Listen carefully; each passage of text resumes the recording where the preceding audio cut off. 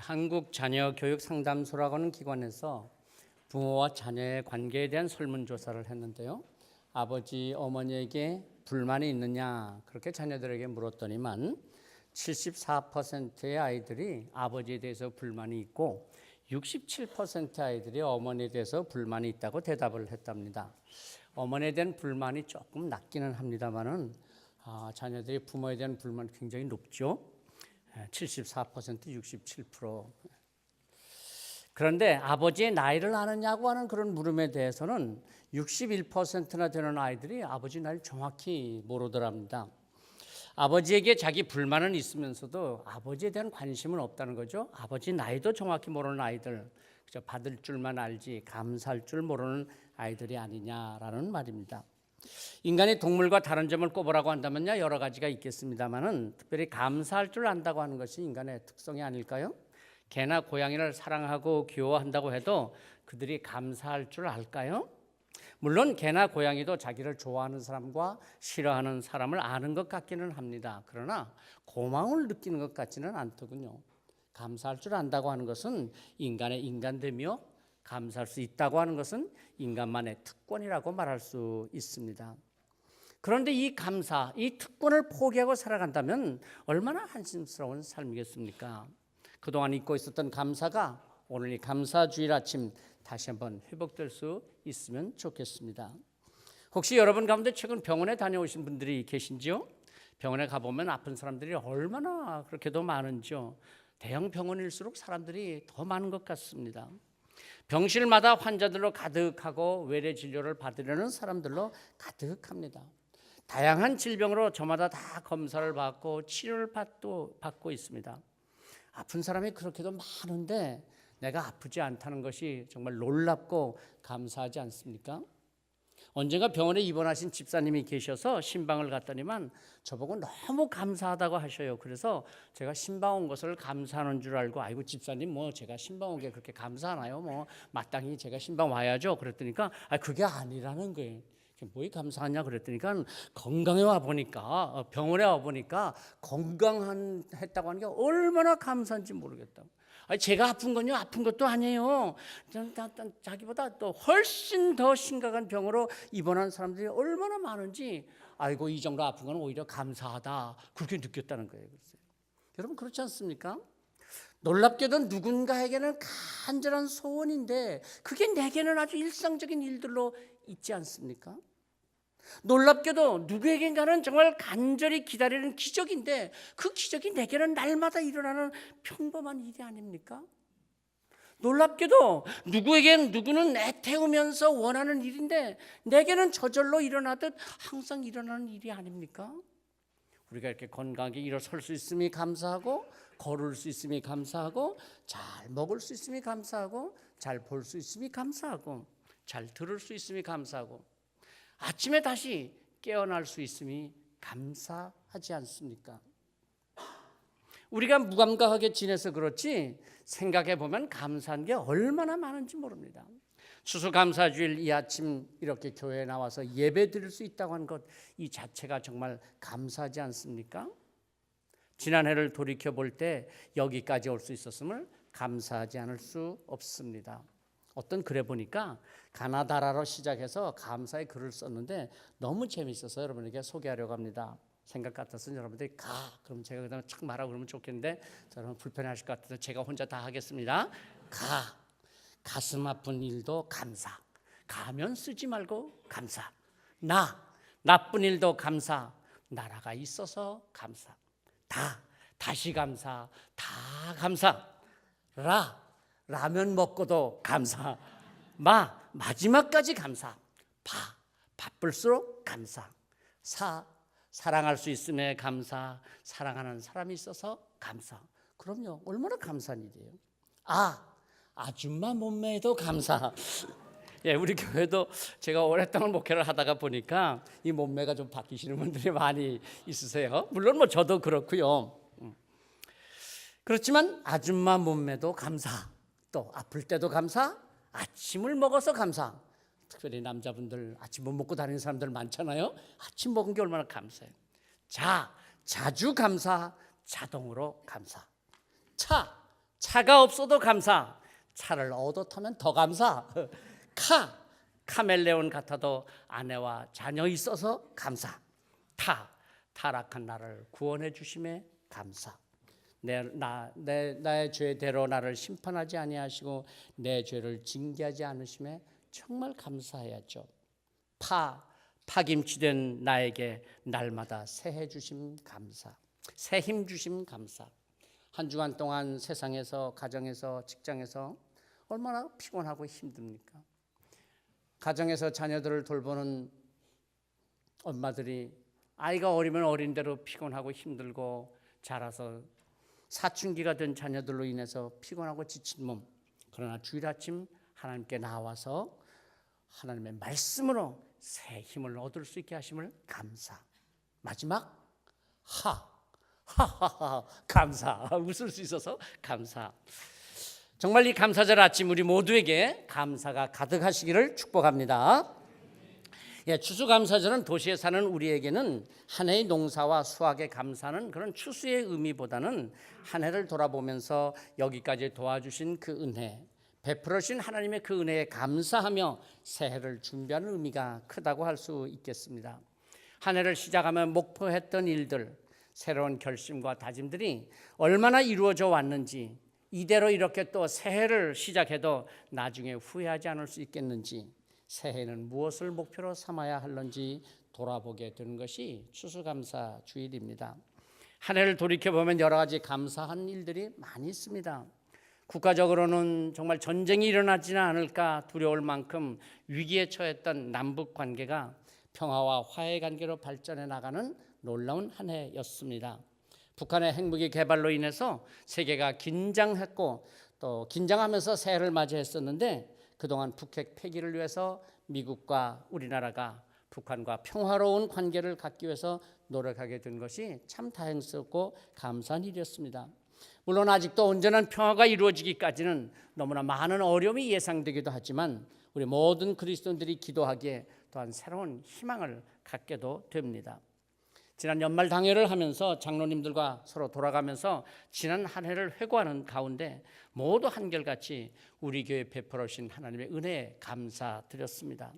교회 창립 60주년을 지나면서 기도해왔던 해외 기념 교회당 건축의 기도가 열매를 맺어서 보신 것처럼 또 우리가 또 계획한 대로 태국 치앙라이 통란우이 교회에 경서 몽조 미션센터 공사를 마치고 봉헌 예배를 드리게 되어서 내일 봉헌 예배 방문단을 파송하게 되기까지 너무나 기쁘고 감사한 일입니다. 이제 우리 경서교회는 선교의 새로운 지평을 열고 국내적으로 더 크게 하나님의 선교에 쓰임받는 교회가 되기 위해서 헌신하기로 다짐했습니다. 이제 시작이라고 볼 수밖에 없지만 그러나 부사역자 사택을 준비하기 위해서 첫 단계로 작은아마 오피스텔 하나를 구입하고 다음 달 초에 잔금을 지불하게 되기까지 해서 너무나 감사한 일이었습니다. 신앙적으로도 신앙 집중훈련과 힐링 토크 서비스를 통해서 각자의 신앙을 돌아보면서 새롭게 다짐하는 계기가 되었음에 감사드리며 또한 끝까지 우리가 쉬지 말고 계속 해야 할 전도의 소중한 사명을 잘 감당해야 한다고 다짐하기도 했습니다. 무엇보다도 교회적으로 감사한 일은 12년여 헤어졌던 성도들을 다시 만나서 함께 지나온 첫 해, 서로 한 마음이 되어서 함께 주님의 사랑을 나누면서 역시 우리는 한 경소 가족이었다고 하는 것을 확신할 수 있어서 너무나 감사한 일이었습니다. 대형 교회들에 비하면 물론 우리 경서교회는 너무나 작은 교회지만 그렇다고 우리의 신앙까지 작은 성도들이 아닙니다.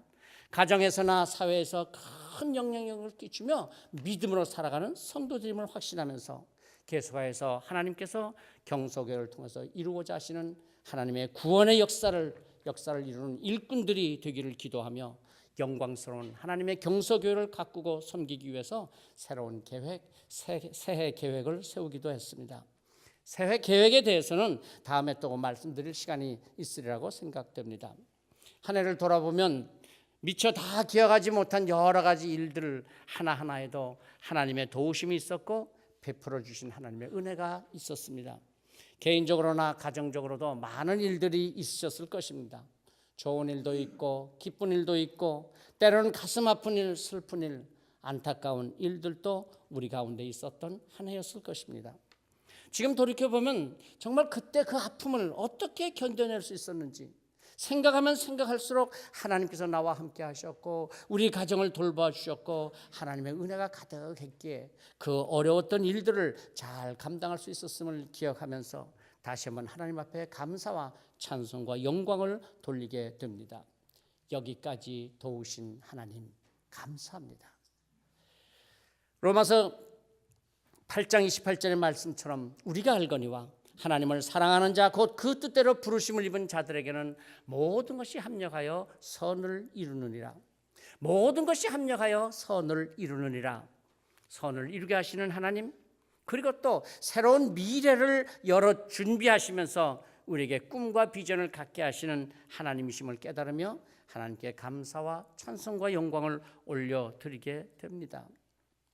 여기까지 도우신 하나님 정말 감사합니다. 애굽에서 430년 동안 종살이를 하던 이스라엘 백성들, 그들이 애굽에서 나와서 자유민이 된다고 하는 것은 정말 기적 같은 일이었습니다. 43년도 아니고 430년을 종으로 노예로서 살아왔던 저들에게는 자신도 모르는 사이에 뿌리 깊게 자리 잡고 있었던 그 종의 습성과 노예적인 사고방식들, 그것을 벗어나기가 쉽지 않았을 것입니다. 하나님의 전적인 능력으로 애굽에서 나올 수는 있었지만 그러나 그 축복의 땅 가나안에 들어가서 살기 위한 자유민으로서 갖추어야 할 자유정신, 아니 무엇보다도 신앙적 가치관을 갖기에는 오랜 시간과 혹독한 훈련의 과정이 필요했습니다. 그 과정이 바로 광야 40년이었던 것이죠. 드디어 축복의 땅에서 축복의 백성으로서 살기 위한 극심한 훈련의 기간이 끝나고 요단강을 건너서 가나안 땅에 들어가게 됩니다. 얼마나 감격스러운 순간이었을까요? 그런데 이게 웬일입니까? 가나안 땅에는 이미 살고 있는 가나안 부족들이 있었습니다. 남의 땅이었습니다.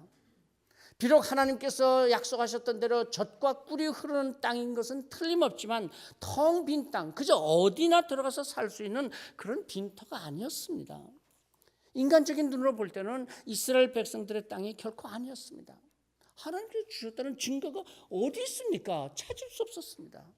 그저 약속하신 땅, 그들의 선조들에게 약속하셨던 땅일 뿐이었습니다. 뿐만 아니라 이스라엘 백성들도 요단강을 건너 가나안 땅에 들어오긴 했지만 아무 준비가 없었습니다. 그야말로 한 국가로서의 정부도 없었고 지도자도 없었습니다. 모세를 이어서 지도자가 된 여호수아가 보내는 곳에 가서 그냥 사는 겁니다. 가나안 주민들 눈치, 블레셋 사람들의 그 눈길을 피해서 산속에서 굴속에서 숨어서 살아야 했습니다. 마치 우리가 주일에 교회에 나와서 하나님의 말씀을 들을 때는 내가 세상에 나가서 말씀으로 승리하며 살리라 담대하게 나가지만은 막상 세상에 나가서 살아보면 말씀대로 산다는 게 어찌나 힘겹고 피곤하기만 합니까? 하나님의 약속이고 하나님의 축복이고 뭐고 다 아무 의미가 없고 아무 능력도 없는 것처럼 느껴질 뿐 차라리 세상 사람들처럼 그들의 방식을 따라서 살면 더 쉬울 것 같고 더 잘 살 수 있을 것 같지 않습니까? 이스라엘 백성들에게 급속하게 번져간 것이 바로 이 블레셋 사람들의 삶의 방식에 물들어갔다고 하는 것입니다. 하나님과 세상을 함께 따라갔습니다. 하나님께서요, 하나님의 백성들에게 가장 싫어하시는 것이 어떤 것일까요? 하나님께서는 어쩌면 다 참아주시고 기다려주신다고 할지라도 결코 참을 수 없는 이스라엘 백성들의 모습이 무엇이었을까요? 하나님과 우상을 함께 섬기는 것이었습니다. 아니 어떻게 꼭 하나님의 말씀대로만 살 수 있겠어? 아니 세상에서 사는데 세상 방식도 좀 따라야 하지 않겠어? 소위 종교 혼합주의였습니다. 요한계시록에 나오는 라오디게아 교회처럼 내가 차지도 아니하고 뜨겁지도 아니하도다 내가 차든지 뜨겁든지 하기를 원하노라 그런 책망을 받았던 이 라오디게아 교회와 성도들, 하나님께서는 세상이냐 하나님이냐 약속이냐 실천이냐 현실이냐 결정 선택하기를 원하셨던 것이죠. 갈멜산에서 우상 바알의 선지자 450명과 아세라 선지자 400명 이들과 대결해서 누가 참 신이냐 대결을 벌였던 엘리야 선지자처럼 너희가 어느 때까지 둘 사이에서 머뭇하려느냐? 여호와가 하나님이면 그를 따르고 바알이 만일 하나님이면 그를 따를지니라 라고 외쳤던 하나님께서는 결코 우상과 하나님을 함께 섬기는 이스라엘 백성들을 용납하지 않으셨던 것입니다. 일찍이 애굽에서 나와서 광야를 거친 세대들, 하나님의 능력과 인도하심을 눈으로 보고 몸으로 체험했던 세대들입니다. 그러나 가나안 땅에 들어와서 정착해서 살아온 세대들, 그들은 하나님의 약속과 능력, 놀라운 축복과 인도하심을 듣기는 했지만 그들이 직접 겪어보지는 않았습니다. 오히려 가나안 문화를 직접 겪으며 살아가는 세대였습니다. 홍해 바다의 기적과 광야의 기적들, 신앙 훈련들은 광야 후대 세대들에게는 그렇게 의미 있지 않았습니다. 저들에게 절실한 것은 하나님의 축복이 아니라 가나안 사람들의 그 삶의 방식과 그리고 어떻게 거기에 적응해서 세상에서 잘 살아갈 수 있느냐 하는 생각이 더 컸을 것입니다. 한번 생각해 보면 마치 우리 경서교회 지난 어려운 시절을 직접 겪으셨던 분들, 아니 아직 그 당시에는 나이가 어렸기 때문에 그저 신앙의 선배들이 하는 일들을 보면서 무엇이 옳은지 무엇이 그른지도 변별하지 못하고 지나온 세대들, 그리고 나중에 함께 경서교회 가족이 된 세대들, 그들이 이제 시간이 흘러서 우리 교회 중간 지도자들 그리고 앞선 지도자들이 되어갑니다. 그런데 지금 저들의 현실에서 절실한 문제는 교회가 아닙니다. 세상에서 어떻게 적응해서 잘 살 것이냐. 점점 바빠지고 분주한 세상의 삶에서 가장 절실한 문제는 부모들의 그 신앙의 선배들의 교회 사랑과는 거리가 좀 멀지 않습니까? 아니 어쩌면 저들도 그 어느 세대 못지않게 경서교회를 사랑한다고 하지만은 섬김의 방식, 사랑의 방식은 선배들과 같을 수 없다는 현실적인 문제들일 것입니다. 선배들도 저들의 삶의 현실을 보면서 좀 뭐라고 말은 하긴 해야 되겠는데 해줄 말이 없는 거예요. 안타까운 뿐입니다. 그죠? 살자니 어쩌겠냐? 그래 네가 살자니 어쩌겠냐? 가나안 땅에 들어와 가나안 문화와 생활 습성을 보면서 저들을 닮아가는 이스라엘 백성들의 현실들, 마침내 저들을 향해서 사무엘 선지자는 선포하였습니다. 오늘 우리가 읽은 말씀의 바로 앞 사무엘상 7장 3절 말씀이죠. 만일 너희가 전심으로 여호와께 돌아오려거든 이방 신들과 아스다롯을 너희 중에서 제거하고 너희 마음을 여호와께로 향하여 그만 섬기라. 하나님께서는 사무엘 선지자를 통해서 말씀하십니다. 우상을 제거해라. 그러면 내가 너희를 책임져 주리라. 하나님만 섬겨라. 걱정하지 말아라. 내가 너희 문제를 해결해 주겠다. 하나님만 섬겨라. 그러면 내가 너희를 돌아보고 너희의 삶을 인도해 주겠다. 이스라엘 백성들은 사무엘 선지자의 말을 듣고 모두 다 미스바로 모였습니다. 제단을 쌓고 종일 금식하며 기도하며 고백했습니다. 우리가 여호와께 범죄하였나이다. 회개의 기도가 터져 나오고 하나님만 섬기겠노라고 다짐을 하면서 다시 하나님에 대한 믿음을 굳게 세웠습니다. 그런데 이런 와중에 블레셋이 쳐들어옵니다. 당시 블레셋은 강력한 힘을 갖고 있었습니다. 이스라엘 백성들로서는 블레셋의 말만 들어도 두려워하는 대상이었습니다. 그러나 이스라엘 백성들, 이제는 예전의 백성들이 아니었습니다. 두려운 것은 마찬가지지만 두려움을 이겨내는 방법이 달랐습니다. 블레셋의 눈치를 살피고 그들에게 적당히 적응하려는 그런 자세가 아니라 사무엘 선지자에게 하나님께 기도해 주기를 간구합니다. 자신들의 힘으로 해결하겠다는 오만도 부리지 않았습니다. 우리 하나님께, 하나님 여호와께 쉬지 말고 부르짖어 우리를 블레셋 사람들의 손에서 구원하시게 하소서. 예전과는 달라진 이스라엘 백성들이었습니다. 사무엘 선지자는 어린 양 하나를 취하여 온전한 번제를 여호와께 드리고 이스라엘을 위하여 기도했습니다. 하나님께서 응답하셨습니다. 블레셋 사람들이 이스라엘과 싸우려고 나오는데 큰 우레가 저희들 위에 떨어졌습니다. 저들의 주력 부대인 그 병거 부대, 그러니까 마차죠. 그 마차가 그만 진흙구렁에 빠져서 달려갈 수가 없었습니다. 큰 놀라운 무기라고 자랑했던 그 뾰족한 높은 창, 그 위에 번개가 떨어져서 혼비백산했습니다. 한마디로 갑자기 닥쳐온 악천후로 인해서 그 자랑스럽던 무기들을 한번 제대로 써보지도 못하고 블레셋 사람들이 다 도망쳤습니다. 한번 이렇게 상상을 해보면 좀 어떨까요?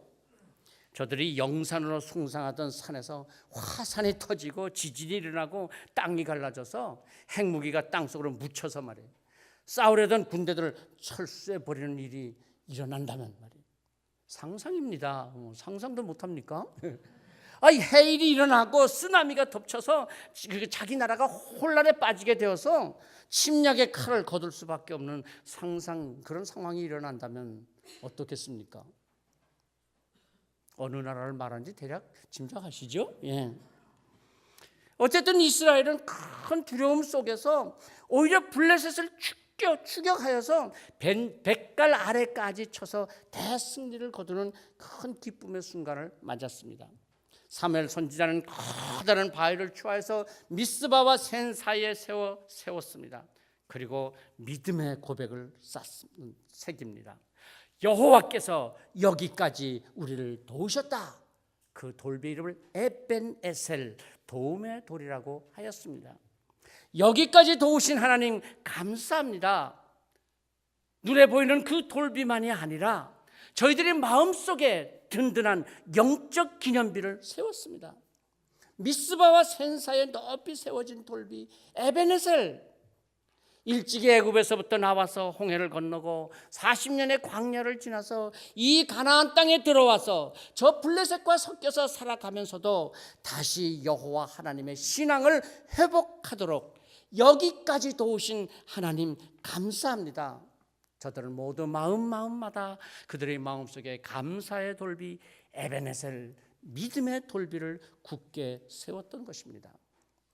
여기까지 도우셨다는 고백은 하나님의 기다려주심, 하나님의 참아주심에 대한 감사의 고백이었습니다. 여기까지라고 하는 말은 단지 어떤 장소적인 의미, 어떤 위치를 넘어서 지금까지, 여기까지, 바로 이 순간까지 하나님께서 도우셨다는 고백입니다. 노예와 종살에서도 구원해 주신 하나님, 그 하나님을 저버리고 원망하고 불평하면서 우상을 섬겼던 이스라엘 백성들, 그럼에도 불구하고 하나님께서는 진노하지 않으시고 참아주시고 돌아오기를 기다려 주시며 여기까지 인도해 주셨다는 고백이었습니다.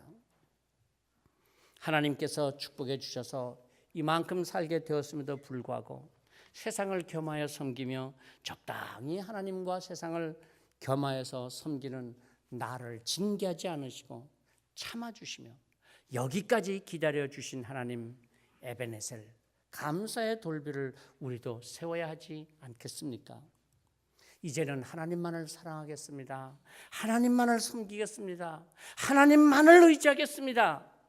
적당히 타협하고 대충 살려는 안일함이 아니라, 하나님께서 가장 싫어하시는 혼합이 아니라, 당장 심판하셔도 할 말이 없는 나, 그러나 여기까지 참아주시고 기다려주신 하나님, 하나님께 에벤에셀, 여기까지 도우신 하나님 감사합니다. 오늘 이 감사절 예배가 내 마음 깊이 든든하게 세워지는 감사의 돌비가 되시기를 성부와 성자와 성령의 이름으로 축복합니다. 지난 한 해를 돌아보면서, 우리의 삶을 돌아보면서 하나님 앞에서 다시 한번 다짐하며 우리의 마음에 감사의 돌비 에벤에셀, 여기까지 도우신 하나님 감사합니다. 침묵하며 다짐하며 결단의 기도 드리겠습니다.